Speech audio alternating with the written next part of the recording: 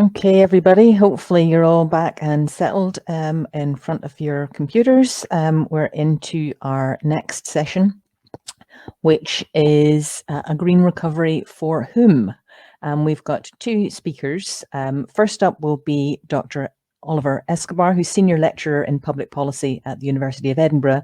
And after that, we have Jane Tennant, Strategic Planner at Clydeplan and member of the Scottish Young Planners Steering Group.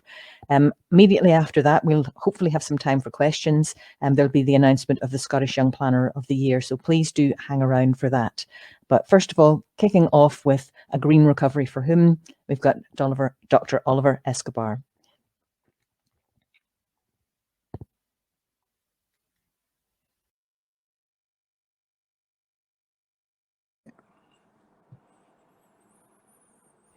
Right, you're on. Brilliant. All right. Well, thank you very much for the opportunity to be here. It is a very timely conference on a very timely topic. And of course, planners have a crucial role to play in the climate emergency agenda, but then more broadly in bringing about the kind of society we're trying to rebuild after the pandemic. And hopefully, I know that slogan of building better has been overdone, but the spirit of it, I think, is still right. This is an opportunity to look back and look forward and try to do things differently.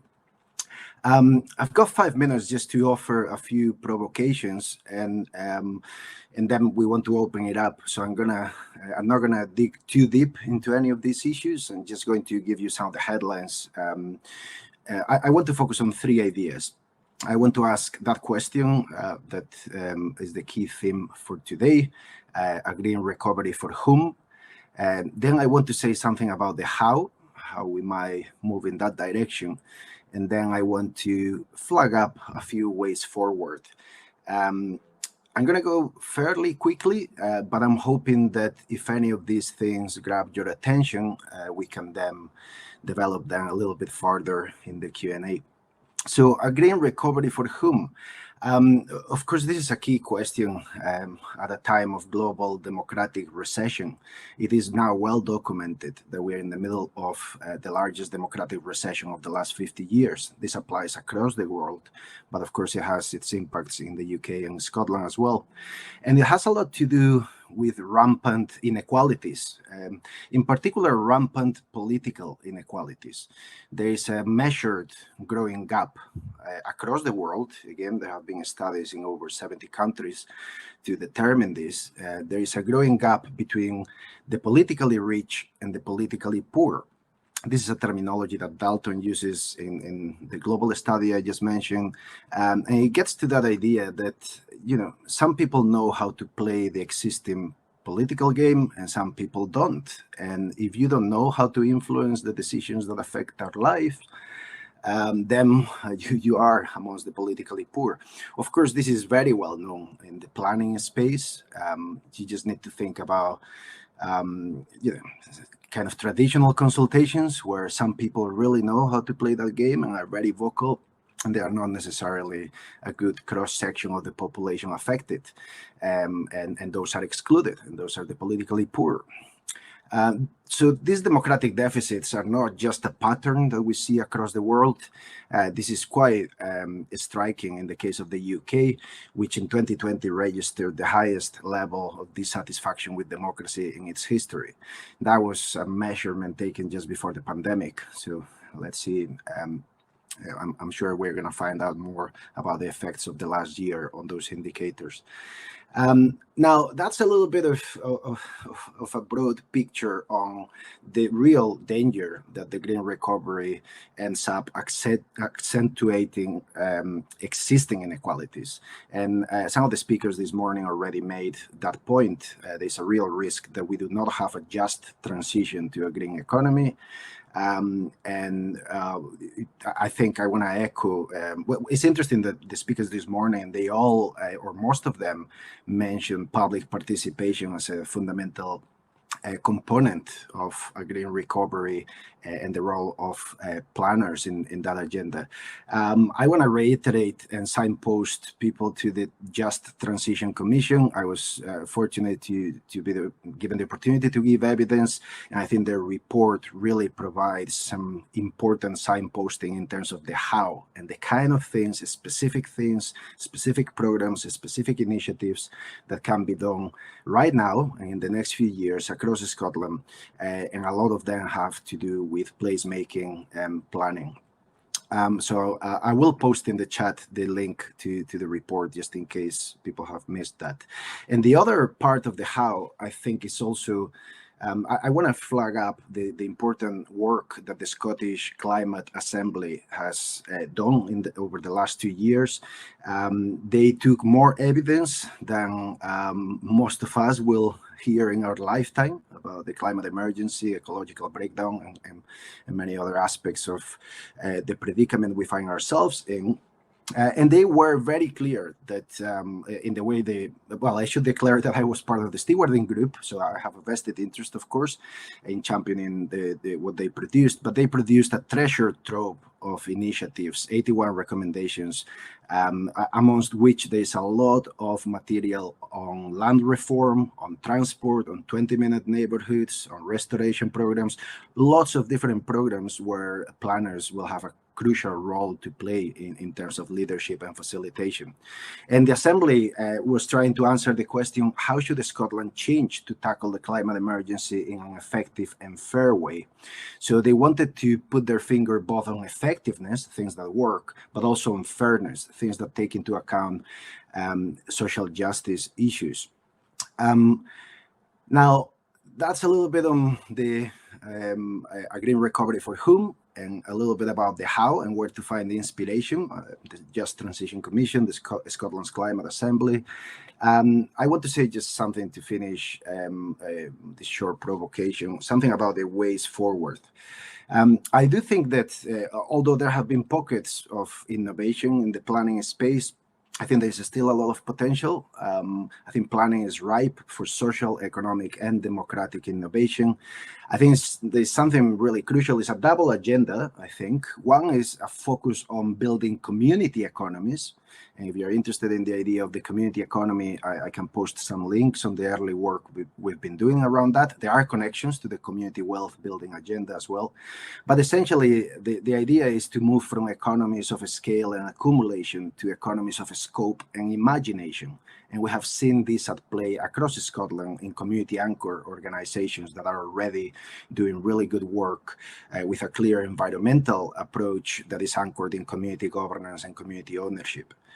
And then the other side of the equation, besides building community economies, is that we need to appreciate that our traditional institutions are struggling. And they struggle because they were designed for democratic myopia, essentially for short-termism, dictated by electoral cycles and certain market forces. And that creates a dynamic in which our current institutions find it really hard to act urgently in the short term based on long-term thinking. So, and part of the problem as well is that there are lots of people unrepresented in decision-making processes, future generations, the natural world. There are all kinds of elements of this agenda that remain totally unrepresented in our traditional institutions.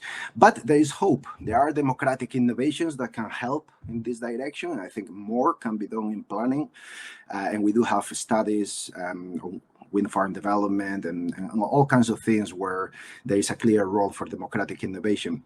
And by democratic innovations, I mean institutions and processes like community anchor organizations, like participatory budgeting, which is happening all across Scotland as we speak, deliberative mini-publics, like the Citizens' Assembly, but then also at the local level, there is a lot of space for experimentation with that, and indeed the power of digital crowdsourcing, which in other countries is a key driver of innovation in local planning in particular.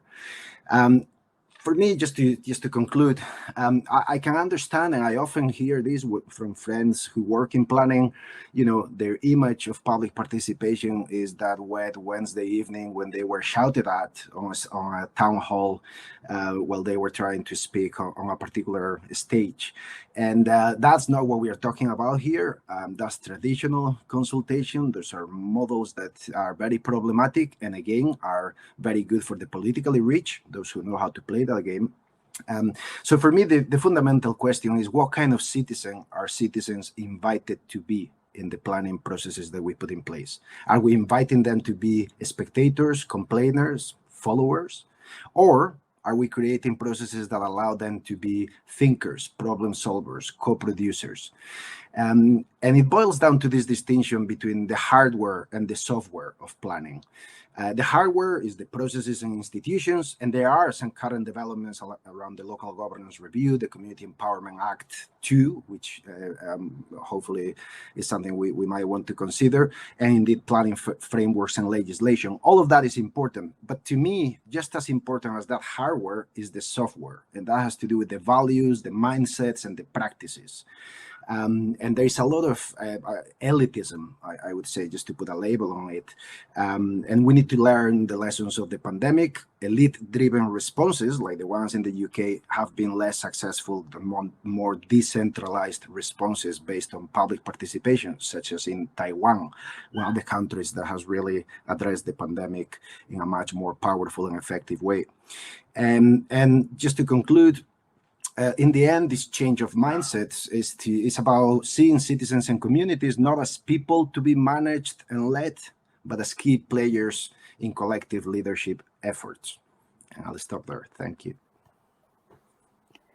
Thank you, Dr. Escobar. That was actually really positive. Thanks very much for that. So we'll go next to Jane Tennant. Jane, you're on.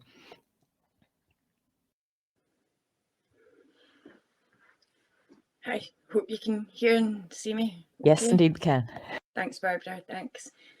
So yeah, I'm just going to echo quite a lot of what other speakers have said, because yeah, it's a very timely time to have this event. And as we're heading towards COP26, and with the youth climate event having just been held in Italy, I've also read a couple of articles that have really made me think about the question of which this session is posed, and that is a green recovery from whom. And it's left me thinking, who has it ever been for? I mean, the IPCC warned us 30 years ago, as Wei Yang has highlighted, and Greta Thunberg also. And I recently read the Guardian long read, which was on 60 years of climate change warnings being ignored. And whilst technically I'm a young planner, next year I turn 40, which makes these timescales really stand out. 60 years ago, my dad was a teenager, and 30 years ago, I was 9. And I read in the Guardian article that in 1982, a researcher for Exxon had thought, well, he was in an R&D team, and he thought he was maybe going to work in zero carbon fuels. And this made me wonder, you know, all the opportunities that we've missed. Imagine Exxon had carried out that work on the side of their main business and where we could be now. As well as this, I've had other thoughts that have came to mind about how we got here, how things have developed, and, you know, sometimes how things could have been different. And whilst this is all if buts and maybes, in terms of timescales, the NPF4 from last year is looking 30 years ahead, and 2020 was 20 years past when a lot of the climate scientists in the sort of 60s and 70s said that things would get worse. Again, this was highlighted in the Guardian long read. With these timescales in mind, I was wondering about vacant and derelict land, which has been a basis of a lot of my work for Clydeplan. I mean, it's a single resource of land that could be used for a whole number of different uses depending on its location and size. And there's multiple benefits to be gained from its productive reuse, and in doing so, it would fulfil multiple policy outcomes. From everything from the environment through to climate resilience. This challenge can be met, I believe, both from the top down and the ground up, and it would be great if we could meet in the middle somewhere and achieve better outcomes for everyone, from health and well-being through to the economy, as well as the environment itself. And I know we all know this, and I know there's a lot of good work and projects going on. I just think that we need more of this and more action as soon as possible. I've been analysing the VDL data as part of my work for the Glasgow City region, and I just thought I'd look at some of the data in terms of some of the timescales that I've previously mentioned. In the region overall, there's 1,719 sites and 3,348 hectares of vacant and derelict land. Of this, 331 of the sites, which is almost a fifth of them, and 780 acres, which is almost a quarter of the land, have been on the register since I was 3 and prior to. I was brought up in Cambuslang and my dad's business is in Tollcross, and I know a number of these sites and they've been around for most of my life. So I thought I'd do a little study, and I conducted a very rough study. In an area of 20 square kilometres, there was 51 sites that have been on the register since and before 1985. And not all of these sites are a result of deindustrialisation. Some of them were previously housing sites, and therein, I think, lies a lot of our other issues and crisis. Some industrial sites can maybe be contaminated, and obviously that has a direct environmental impact. And some of the other previous uses were residential. So these houses, and in the middle of a housing crisis, these houses have been like demolished, and these sites haven't been rebuilt on for over like 35 years. And it seems there's always an issue to fix, and in fixing some things in the past, we have created new problems. I think we need to stop this cycle, and we need some long-term commitment, not short-term rhetoric, for I believe that's how we miss opportunities. So in relation to the question, a green recovery for whom? Well, I believe it's for all of us now, and for all of those to come. It would appear that there has been many boats missed. However, there's still many opportunities to be had, and we need to start acting. We need to commit to this action and ensure that those who are babies and teenagers now don't inherit this same legacy, and show that we can learn lessons and apply them. COVID has exacerbated a lot of these issues, and it's brought a lot of issues into some real sharp focus, and there's a need for immediate recovery. There's things like equality and community, to name a few, and matters of equality and community and access to green space have been one of the key sort of discussions throughout this pandemic. And it's a good question, as with so many discussions around COVID recovery. It's going to contribute towards like net zero and community resilience, and as such, the ambitions of the NPF4. So we have 30 years until that plan's time horizon runs out, and as has been pointed out earlier by Wei Yang, we don't have that time. We need to act now before that time runs out, and we need to get on a better path for now and for the future. Thanks. Thanks very much, Jane. Very positive again. Jane, if you can keep your video on, and I'll ask Oliver to do the same. We've got some questions for you, and please do keep them coming, folks. But I'll kick us off. You made that point, Jane, about timescales. How do we build long-term thinking? And you mentioned this also, Oliver, in terms of our institutions for future generations into decision making. So maybe I'll come to you first, Oliver. Yeah, so here is where we need to look at what political scientists call the architecture of incentives that our decision makers need to navigate. And the electoral cycle doesn't help. The current access that lobbyists have doesn't help. So because I know a lot of politicians that really want to think long term, they just don't feel they are allowed to do so in a particular media environment under certain pressures. And this is why some of these democratic innovations like citizens' juries, assemblies, participatory budgeting, digital innovations, they have a crucial role to play, because people participating in those are not kind of tied up by the pressures that our formal traditional decision makers have. They are allowed to think beyond the next electoral cycle. They are not easy to target by lobbyists. And therefore, that's why we're seeing a proliferation of democratic innovations. It's trying to create spaces where people are allowed to do that. And a lot of politicians, this is the reason we're seeing so much democratic innovation beginning to take place in Scotland, because politicians and other senior decision makers in the civil service, etc., recognize that we need new spaces that are not under those traditional pressures. Yeah, Wei Yang mentioned at the start young people, and you were talking about yourself as a young person, Jane, and you know, it's ever been thus in terms of whom do you think planning directs things in a way that excludes young people generally from the discussion about their places and making a difference? I think probably it has, and I think that's something we've recognised more recently, and we're definitely trying to make strives to do more in that regard, like PAS, etc. They have a lot of engagement. There was the Tayplan, had the Minecraft sort of thing. So there's definitely ways of doing it, and I think technology allows us to be a bit more innovative in that regard, and that gets that buy-in possibly more so from young people. So yeah, I think we've got a long way to go, but I think we're starting to put that foundation in. And of course, it can be quite difficult for some of the things. I mean, you'll find this through the work that you're doing, Jane, that difference between the people are interested in what's happening locally, but it can be really difficult to engage people on a strategic level. And in particular, as you say, Oliver, there are folk who aren't reached out to when it comes to that. How can we balance that need for strategic level engagement?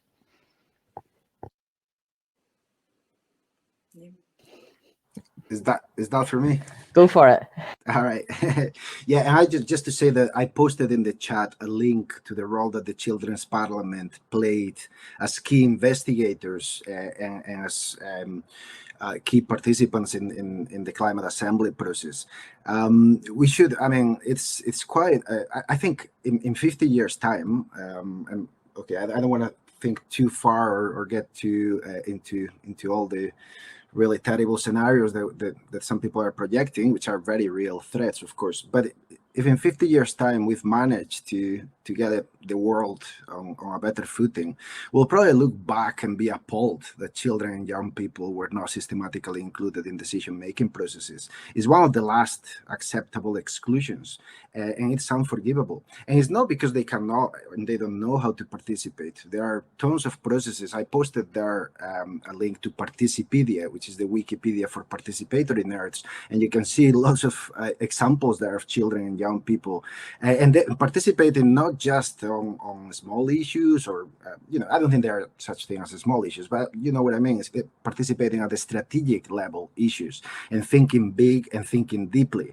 So there are no barriers in terms of the processes themselves, the methodologies. The barriers are cultural and mindsets. We still believe that it is acceptable to systematically exclude future generations in the decisions that are going to affect them.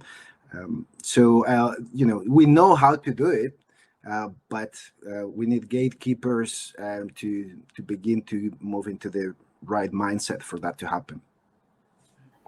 And Jane, you mentioned Tayplan and trying innovative ways of engaging with people. Maybe from your experience, how easy is it to reach out to a different generation as part of strategic planning? Oh, I mean, I've not really done anything in that regard myself, but I think it is probably down to mindsets. I think children and young people can engage with that. Even if I reflect on myself, when I grew up under Strathclyde Regional Council, and all that they supplied and did at the time. And I guess if you live in this region, we do use it all these local areas quite interchangeably, like going into, I live in Campus Lang now, I use the city centre, I used to commute to like Western Bartonshire, I used to commute to Balloch, and I think we use it that way, and their parents will use the region in that sense. So there's some real, I think if you hook in on how people actually use places in real life scenarios, then that's a way of really bringing that forward, because people understand these things. Maybe just the language and stuff we use could be broken down a little bit better to tap into that. Yeah, people were talking earlier about the skill sets that planners might need in the future, and actually, having old farts like me fronting up stuff is probably not the best way to engage with a younger a younger audience. So do we? So you're going to jump in and contradict me there.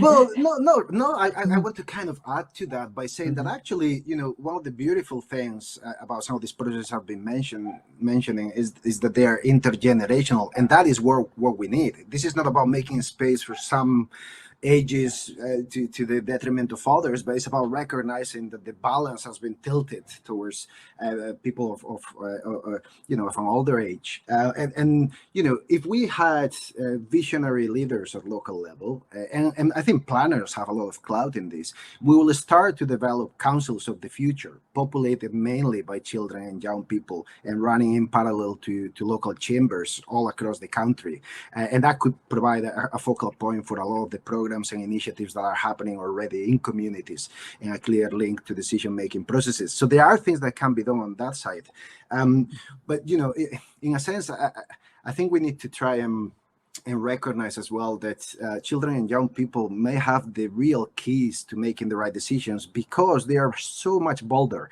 This example I mentioned of the Children's Parliament in the Climate Assembly members, which were 16-year-old and above, between 16 and 80 years old, a cross-section of the Scottish population, they were very struck by how bold the Children's Parliament were. They were taking evidence, as the adults were, and they were examining that evidence, and they were coming with proposals, and they are all in the report alongside the adult proposals.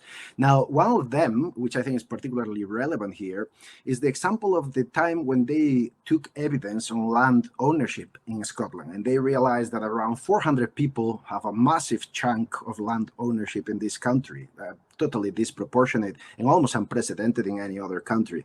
And they proposed something very straightforward, which might sound simplistic, but actually, if you think about it, it's pretty radical. They said, hey, but we are here in Zoom, a few hundred of us participating. Can we not get those 400 landowners on a Zoom call and start having these difficult conversations in a productive way? And I thought, hey, that is powerfully simple, and yet it gets to the heart. We do need to start difficult conversations with a lot of the people who hold the power to unlock this agenda. And do we need to change how we fund regeneration? I mean, you were talking there, Jane, about vacant and derelict land, to ensure that there is better and broader outcomes for communities.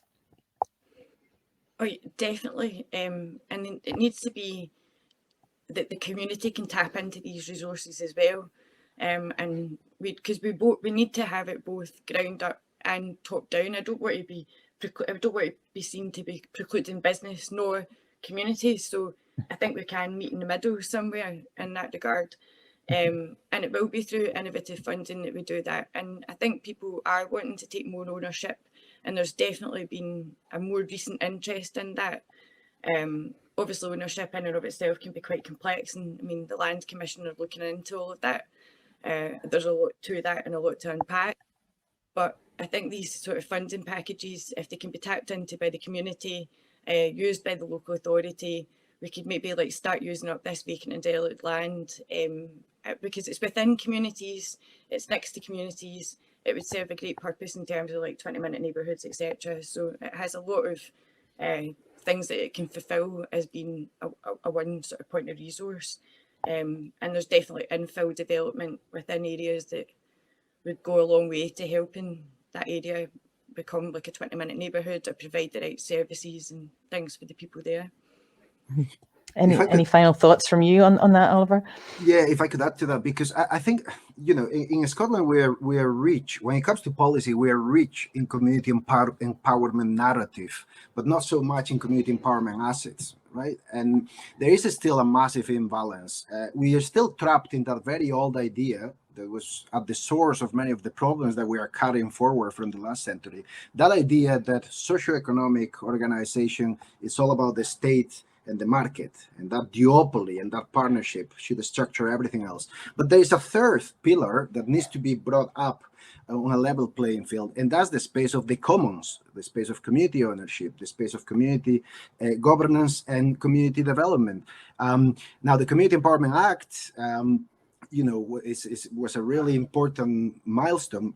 but it went nowhere near far enough in terms of resourcing and unlocking the assets necessary to make good on that agenda. And that's why I think we need a Community Empowerment Act too, and that goes much farther on real, substantial, asset-driven and asset development, community empowerment, and the devolution of power to communities. It's not just about devolving power from London to Edinburgh. We haven't completed the third leg of the devolution, which is decentralizing Scotland so that it has an adaptive and powerful distributed system of governance that is rooted in communities.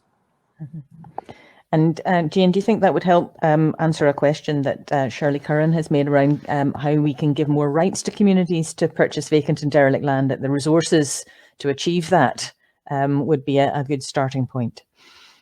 Oh yeah, I mean, we should be making sure that people do have rights to these sort of things, and they should have it. And yeah, like innovative funding and stuff is going to go that way. It needs to be resourced.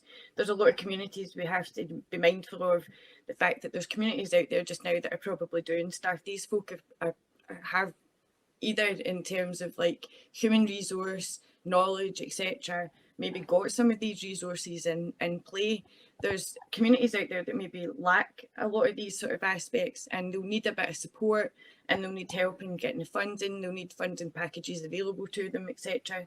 So yeah, across the board, we need to really start breaking into that. Like I said, there is some good work happening. We do see things, but we need to make sure we're capturing all and giving everybody the opportunity to at least do something, even if it's just a small vacant and derelict land site next to them, that they can maybe do something with that site that brings them purpose and meaning and removes something that's maybe been fly tipped for a while or whatever, you know. Well, thanks very much for that. Thanks to both of you for your thoughts, and thanks for your patience in allowing us to start late. That's very much appreciated. And to those who've asked questions, again, apologies for those that I didn't get to. So thanks to Oliver and Jane. We're going to move now to our next item, which is the announcement of the Scottish Young Planner of the Year. So many of you will know that for the first time, we've launched a Scottish Young Planner of the Year award. There's been one nationally for a while, and we are delighted to have had a very healthy number of submissions. So bear this in mind next year when you're nominating yourselves or your pals, please do. This award seeks out the brightest RTPI members in the early stages of their careers. So young planner doesn't necessarily mean young in age, it means young in career. Potential candidates can work in any area of the industry, and we had candidates from right across the sector. We look for outstanding Scottish young planners who can demonstrate a contribution to planning or significant career achievements in recent years. Entrants must be in the first 10 years of post-qualification experience and be a current member of the RTPI. A candidate can nominate themselves, or they can also be nominated by an employer, colleague, or peer, and that involves an 800-word submission that they're required to submit outlining experiences and achievements. So the judges assess the applications using the current criteria, and I think it's worth you knowing this before you find out who our winner is. Understanding of planning policy and how they work within it, the range, quality and variety of recent experience and achievements, their enthusiasm and originality of approach, personal and team working skills, their commitment to the profession and their ongoing CPD with particular reference to the RTPI, and the extent to which they serve as a role model for other young professionals. Our thanks go to Tetra Tech, who sponsor the RTPI Awards, and I'd like to welcome Jan Lorenz to announce our winner. Jan. Good afternoon. Thank you, Barbara. Can you hear me okay, everybody? Yep, we can hear you. Okay, brilliant. Yes, thanks for the opportunity to be involved today. Tetra Tech is a world-leading provider of multidiscipline consulting and engineering services, working across a full project lifecycle from inception to completion. Our planning teams across the UK bring these disciplines together, which is often the remit of planning, to bring all these various disciplines together and provide a comprehensive first-rate service to our clients with significant added value. Well, we believe the RTPI regional awards play a key role in driving quality and ambition by recognizing the hard work of professionals in the industry. And therefore, we're delighted to be able to have expanded our ongoing sponsorship of these awards to include Scotland this year. I'd like to thank the judging panel, Barbara Cummins, convener of the RTPI Scotland, Pam Ewan, chair of Heads of Planning Scotland, John McKerney, who recently retired as Chief Planner in Scottish Government, and Ryan Walker, the current UK Young Planner of the Year. I also would like to congratulate Lisa Proudfoot, Sean Kelly, Jane Tennant, and Catherine Cockburn for being shortlisted, and also thank them for taking the time of entering this year. And now it's time to announce the Scottish Young Planner of the Year 2021, which is Jane Tennant. Congratulations, Jane. Well done. In selecting Jane, the judges made the following citation. Jane, like many in planning, did not choose it as her first career. In fact, she freely admits she did not know that planning existed. She started in sales and took several years before she found planning through going to university to study environmental management. However, she truly found a niche, and that background means she's never afraid to speak up. She says herself that it has been a life-changing experience. Jane has actively gone out, taken risks, and made things happen for herself, and she is now positively evangelical about planning, speaking to students in guest lecture spots at Glasgow University, inspiring the next generation. Jane is an inspiring and outstanding role model for anyone starting or considering a career in planning. Thank you, Barbara. Thank you very much, Jan. Very much appreciate that. So if we can invite Jane to put her video on, I know she'll find this absolutely excruciating because we all hate being complimented, but just while you collect yourself. I think the team wants to take a screenshot as well so that we can make that announcement on social media. And maybe you'd like to say a couple of words, Jane? I don't really know what to say about to go and hide in a cupboard just now, but no, thanks very much. This is a great accolade to be and prize to win. I never really came into the career. I was just, for anything like this, I was just looking for a job, for effectively life, something that I could get my teeth into and hopefully enjoy. And what I've found has been completely massive. And yeah, you're right, it has been life-changing. And I'm just so glad I embarked on university. I got to meet everybody in this virtual room. If I've met you, there's just been so many great people. I'm quite shocked, to be honest, but yeah, no, thanks very much. Thanks. Thanks very much, Jane. Thanks again to Jan and Tetra Tech for sponsoring the award. Very much appreciated. We'll now allow Jane to go and hide in that cupboard, as she has asked to do, and for everyone else to take a lunch break. We'll see you all back at 1:45. Cheers all.